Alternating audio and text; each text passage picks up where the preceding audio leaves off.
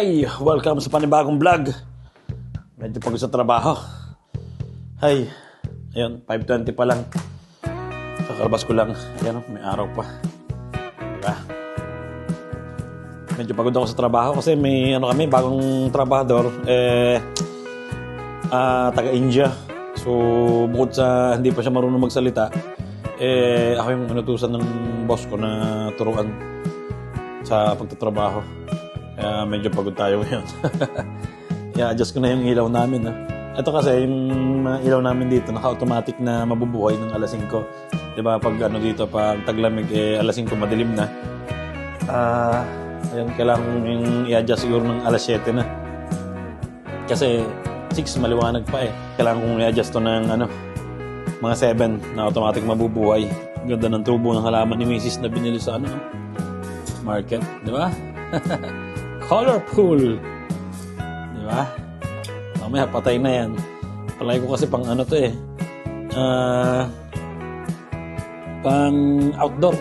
Hindi naman to pang indoor. Kamustahin natin yung aming kalamansi.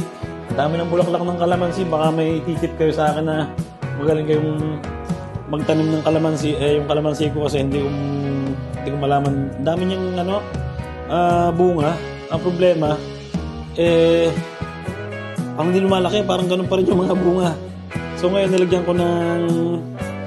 binigyan ako ng katrabaho ko ng parang powder na bakal. So yun, nilagyan ko, binubuhan ko ng konti sa gilid, and kailangan daw yun, sabi niya. Ayan kita nyo yan may mga bulaklak na naman yan. Ayan, naglalabasan na naman ng bulaklak. Ayan naglalabasan na naman yan. Kasi nga magtatag-init na. Alay ko naglalabasan ng bulaklak nito pag gantong season, spring. Ayan may mga na siya, bunga. Ayan, dami Ayan, mga bunga yan. Ito pa, 4 dito, 3 doon. Yan ang daming bunga Ang problema kasi, katulad nito, siguro may ilang buwan na itong bunga na to, hindi pa ito lumalaki, ganito palang kalit palagi. Ayan Yan, ganyan lang kaliit. Lumaki ng konti na yun, uminit-init. Pero hindi na siguro lalaki yan. Parang na siya na stuck na Pero ang dami niyang bulaklak di ba? Yung may gagalabasan pa sa loob. Mga bulaklak. Ayan Sana makapagpatubo ako ng marami ngayong taon na to para masarap yung mga pagkain, di ba? Masarap pagkain pag may kalamansi Ang dami pa sa loob Hindi natin pwedeng buksan ng todo, baka maglaglagan lang, di ba? Ayan chismosa Hey. Sino sinisilip mo dyan? Sino sinisilip mo dyan? Yung kotseng nagpa-park?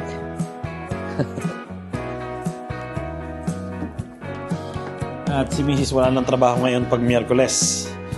Kasi yung tinatrabaho niya ngayon, mga nakaraan, sablang siya doon.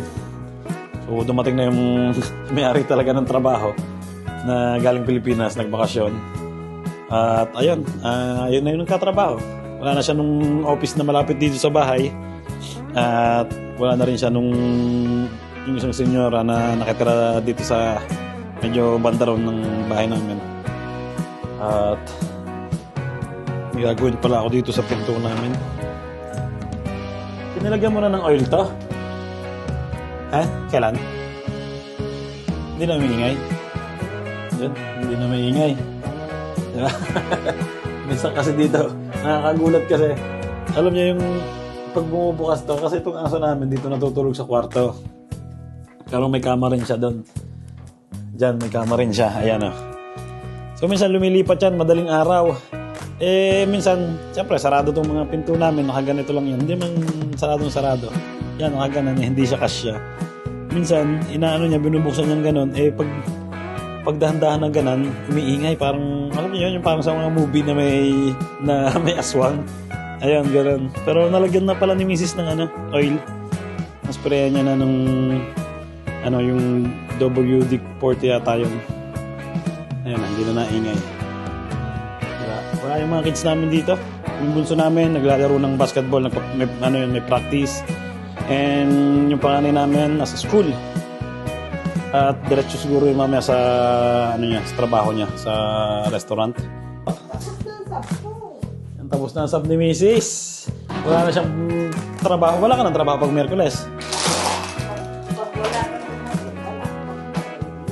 So, yung ginawa niya kanina dahil wala siyang trabaho ngayon, nag-ayos siya ng mga papeles ni Kuya kasi papunta sila ng Canada. Buti po mga yon. Pero yung panganay lang namin, kasi ikakasal yung pinsan ni Mrs. sa Canada, inimbita kami, hindi naman kami makakapunta kaya lang yung pupunta, yung panganay namin tsaka yung lola niya, kasama niya. At ayun nga, bumili sila ng visa. Magkano nung visa lang? 7 euro? $7 lang yung visa? Pag Italian citizen. $130. Ang mahal pala pag hindi Italian citizen. Kailangan pala siya magpa-Italian magpa-Italian citizen na tayo. Kailan? Medyo matrabaho yung pag-Italian citizen dito eh. Pero katulad niyan, tingnan nyo naman, pag pupunta kayo ng Canada, $7 lang yung babayaran niya. Imbes na pag hindi kayo citizen, 120? 120?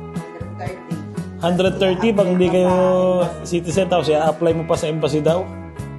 Ang hirap na. So, masarap pala magpaano, kaya pala sulit din magpa-Italian citizen, di ba?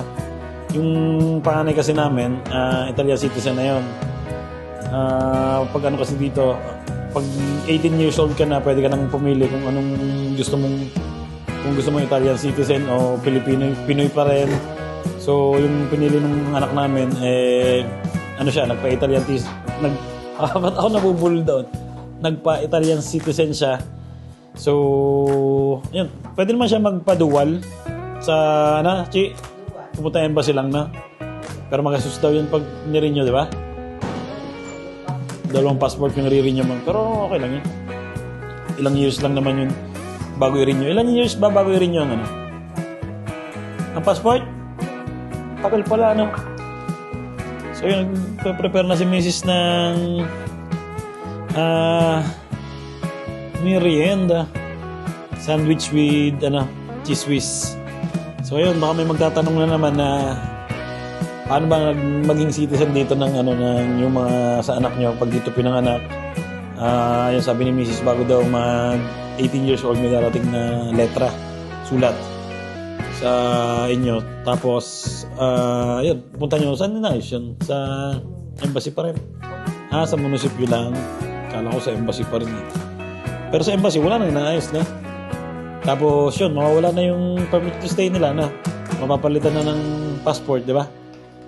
Anong ginagamit nilang pinaka-permit to stay? Wala. Italiano na sila eh. Wala na.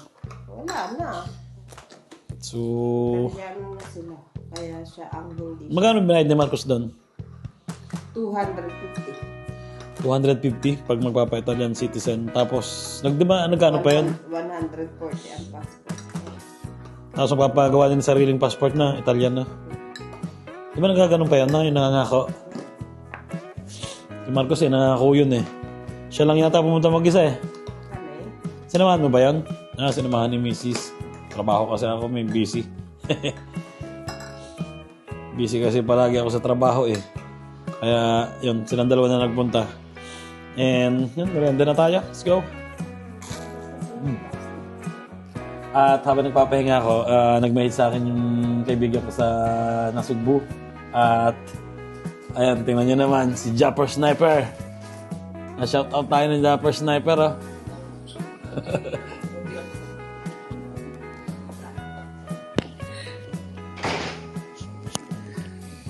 Ayan, Pa-shoutout po pala kay Hernan Sandino ng Perugia.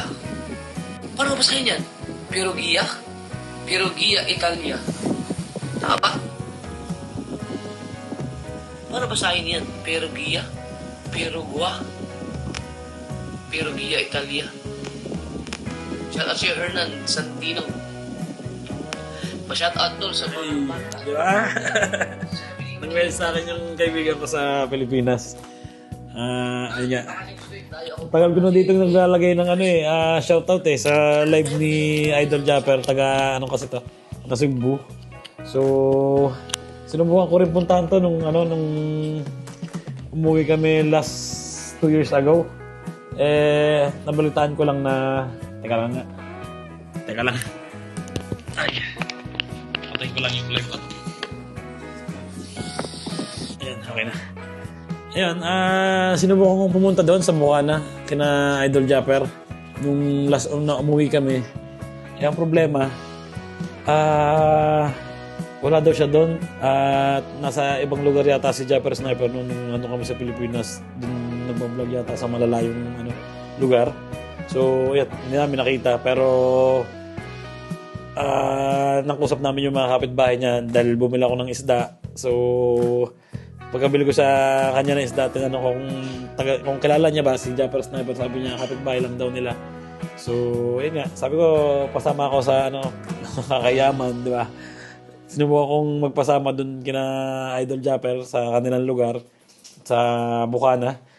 And, ayun, wala pala siya doon. Umalis daw. Ilang araw na daw dun sa ibang lugar. At may pinuntahan niya ata kamag-anak. So, ayun lang. At nagluluto na si Mrs. Pasta. Yan, papakulo na ng tubig para sa pasta, di ba? Hey! And vegetable salad, siyempre. Tapos meron tayong karne dito, karne ng baboy. Yan, dito na rin yung dalawang bata. Si Kuya, naligo lang, tapos pumasok lang sa trabaho niya. Naglaro pala sila ng basketball kanina. Yung bunso namin, nag-practice ng basketball, tapos yung pakari namin, naglaro ng basketball. So, yun lang. Hanggang dito lang yung vlog kong ngayong araw na to.